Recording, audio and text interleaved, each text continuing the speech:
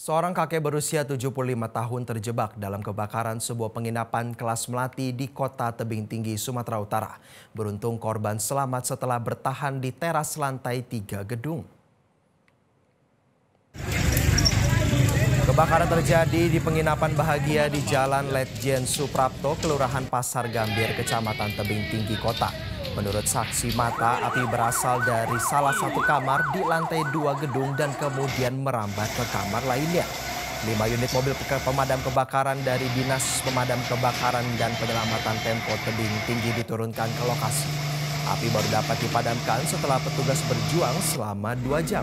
Kepala Seksi Evakuasi dan Penyelamatan Dinas Pemadam Kebakaran dan Penyelamatan Pemkot Tebing Tinggi, Nanda Aulia, mengatakan setelah api padam, petugas menemukan seorang kakek yang berada di teras lantai 3 gedung. Petugas pun kemudian mengevakuasi kakek tersebut menggunakan tangga. Kakek bernama Handoko tersebut mengaku berhasil selamat setelah berlari ke lantai 3 kemudian keluar ke teras gedung melalui jendela.